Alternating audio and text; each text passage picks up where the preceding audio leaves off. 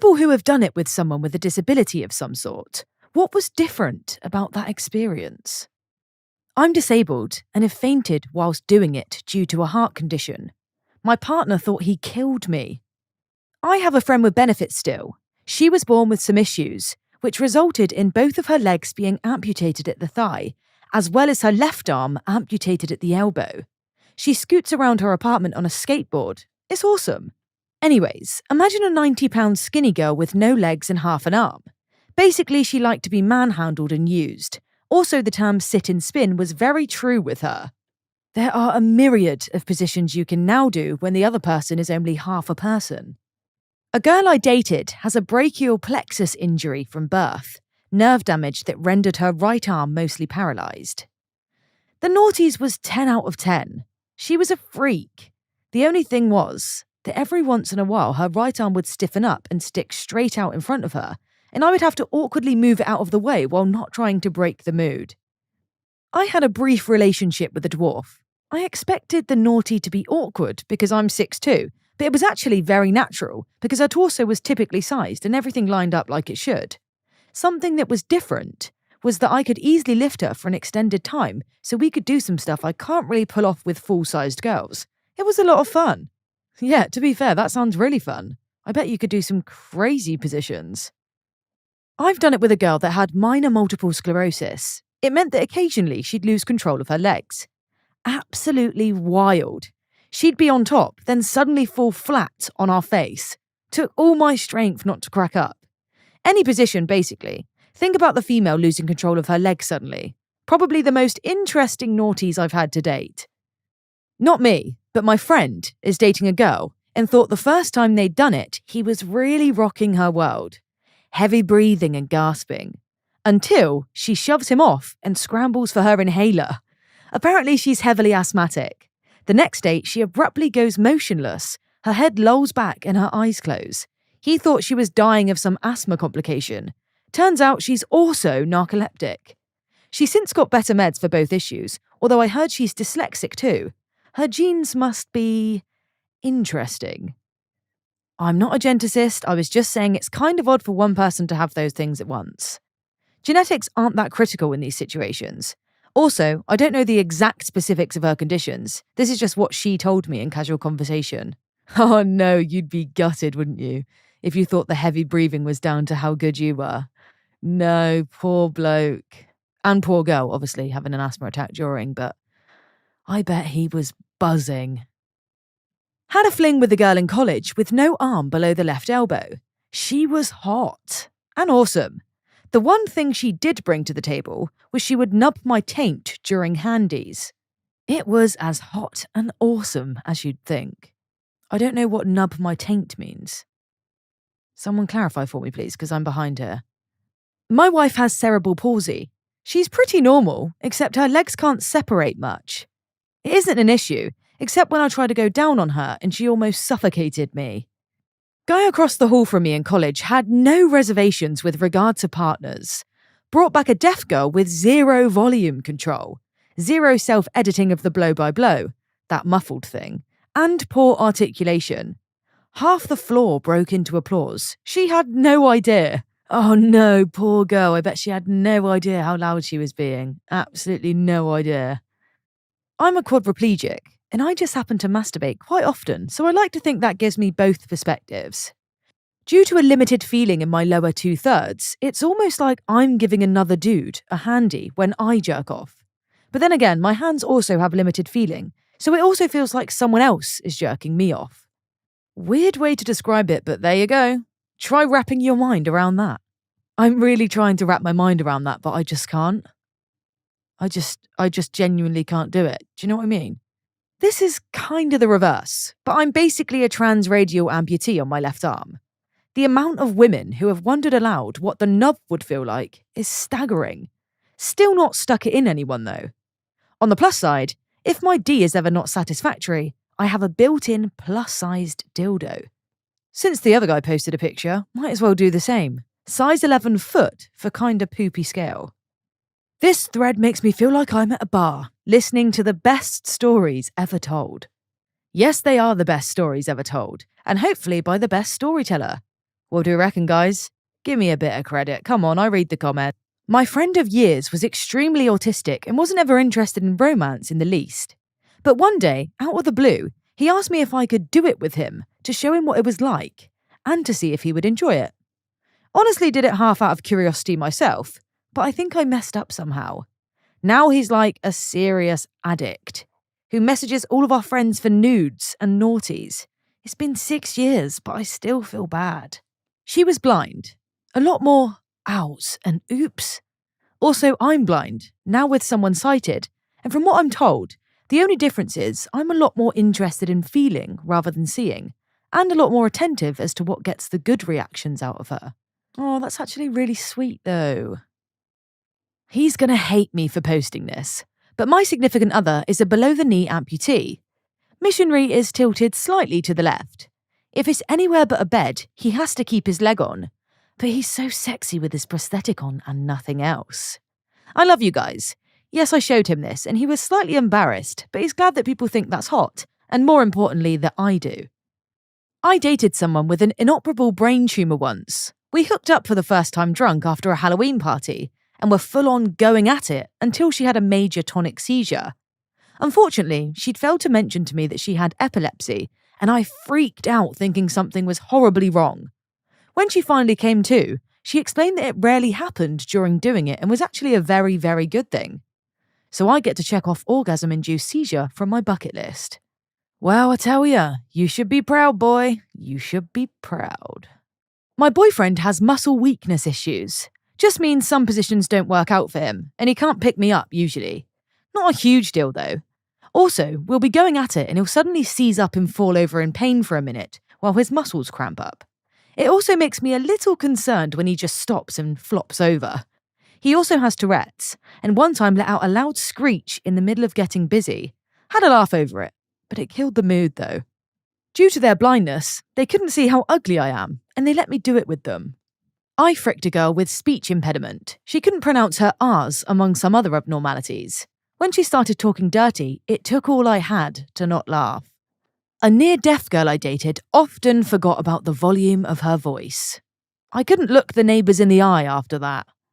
I hooked up with a girl who was missing an eye. Didn't ask why, sorry.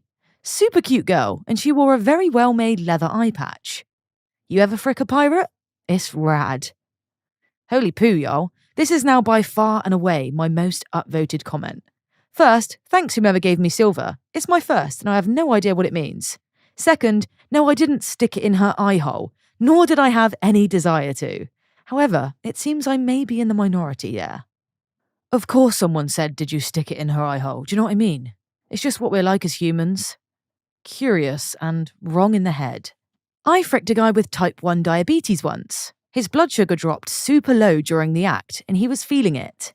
His monitor alarms were going off and everything. We had to stop and go out to eat right away. One girl I slept with was tragically born without a personality. We tried to make it work, different topics of conversation and such, but in the end, worked best as a distraction, really. Oh, that is savage. Ex-boyfriend of mine had a seizure as a baby and lost all use of his left arm, and it atrophied. Didn't bother me at all. Definitely didn't affect his performance either, though I don't remember ever actually doing missionary. He also worked as a landscaper and did more with one arm than I do with both of mine. Good person, but had anger issues. Red flag. The anger issues are the red flag, by the way, not the fact that he lost use of his left arm. I'm in a long-term relationship with a fabulous woman who is paralysed from the neck down. I did perceive her disability to be a bit of a disqualifier before our relationship. I was a powerlifting gym pro, and pictured being with a similarly ripped gym girl who could keep up with me and challenge me. Like, we could build our relationship around our fitness commitments or some bullcrap. But my girl won me over almost effortlessly with her intelligence, wit, and personality. Nobody can make me laugh like she can, and certainly no one can challenge me to be a better person like she can. As for the gym stuff, my physical strength ended up pretty useful in helping to move her around and keep her comfortable, and she thinks I'm sexy. In a way, it seems I was training for something I could have never anticipated. Doing it is fun. She's kinky and very visually orientated, but aside from the obvious above the neck stuff, there isn't a lot of physical feedback she can give. That can make it difficult at times, and there's always the risk of hurting her by getting too creative with positions. We were a lot more adventurous at the start of things, but through a few painful learning experiences, we found out what works and what doesn't. She's in pain a lot of the time, which somewhat limits how much we can do. It's unfortunate, but we've developed some pretty good communication skills. When it's good, though, it's unbelievable. She's my best friend, and I wouldn't exchange her for anyone. Also, she's incredibly hot. And we're open to questions. She really wants more people educated about this sort of thing. Allow me to introduce my girlfriend. She's answering some of your questions while I'm at work. Thank you, everyone, for your kindness and curiosity. And for the precious medals. Okay, this one really touched my heart. That is so lovely when he said he was training for something he couldn't have anticipated. Oh, we love you. I had an ex who had his leg amputated above the knee.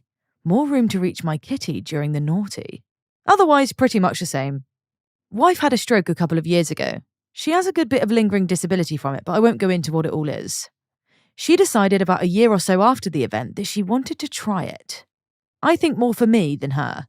I argued with her about it and really wasn't into it to begin with, but I did eventually make the attempt, and I fully wish I hadn't. It just felt wrong. She felt wrong. I didn't finish and she never even started. We haven't discussed doing it since then. We both just know it's not in the cards for us anymore. And for context, I'm 41 and she's 44. Wow, this really took off. Thank you to all the well wishes and for all the suggestions, good and bad. Reading the comments both made me laugh, tear up, and think. So all in all, a really good thread, people. Thanks also for the gold and silver. My ex-boyfriend was paralysed. His D worked and he didn't wear diapers, just for your information. He was really strong, so I didn't really notice that he couldn't use his legs. Ex-girlfriend has severe narcolepsy. For once, I wasn't the reason a woman fell asleep during it. Also, after we broke up, I got to make jokes about how for the past year, I only slept with women who were passed out from GHB. Spoiler, it's a narcolepsy treatment that she had to take every night. No, I didn't do stuff to her while she was KO'd, except for roll her over so she didn't suffocate. I dated a deaf guy. I learned sign language. We broke up in the middle of our first fight. It was just so frustrating communicating with him because I was mediocre at sign language and also because both of us were not great at communicating our feelings and ideas. Yeah, I can imagine that would be challenging. I dated a girl back in the early 2000s who lost a leg in a car accident. She was aggressively sexual to a fault. I'm not sure nympho's the right term for her. I think it was more that she used it as a way to cope with her anger about the situation. Because her leg was removed near her hip, it was easier to perform missionary than other positions, so that was typically how we done it. It was easier for me because I could maneuver more without her leg getting in the way. Some people might say that it's a pooey thing to say, but I think she'd tell you that it made it better, which it definitely did. She was a cool girl, and I really liked her, but she had a lot of emotional issues and pent-up anger that I was never really able to come to terms with. And after a while, I got tired of being the punching bag she would take her anger out on when she was having a bad day. I never blamed her. She was a professional dancer before losing her leg, and it killed her career. She never recovered that part of herself, and I could tell it destroyed her. I wanted to be that person for her, support her, but her anger just pushed me away. Doing it was crazy good though, maybe some of the best I've ever had, but that just isn't enough to sustain a relationship. People ask me if I was ever weirded out by it or had issues with her missing leg. Honestly, no. After a while, it was just a normal everyday thing. I cared about her. I still think about her sometimes. Wow, something I can actually really relate to and post about. My fiancée wears a prosthetic on her left leg, as she was born with an undeveloped leg. Not a concern at all in my view. She's the single most delightful woman I've ever met. And in bed, she's the best lover I've ever had. An extremely cool byproduct of how her body's developed is that she has by and far the best butt I've ever had the blessing to enjoy. As because she doesn't walk normally, a hip-driven slightly sideways gait, both of her sides need to work that little bit harder than most people do. Hence, booty of a goddess. She also has a teeny tiny little baby foot, which I think is cute as hell. I didn't expect such a huge response. Thanks for the silver, and the comments made me laugh a lot. Both my girlfriend and I are pretty badly asthmatic, so sometimes after we finish, we both go straight for the inhalers. It's still great though. I have partial paralysis in my legs after an injury. I can't think my way into being turned on. I need to be touched because it's all physical. Hasn't been a problem with both the men and women I've been with. However, I still have yet to be eaten out in my wheelchair. Lol. Someone do this lovely person a favour. His deviated septum meant I had to keep switching sides to avoid the nose whistle. I don't know if this counts, but I dated a girl older than me who had some sickness that made her bones brittle. Also, she had some minor autism.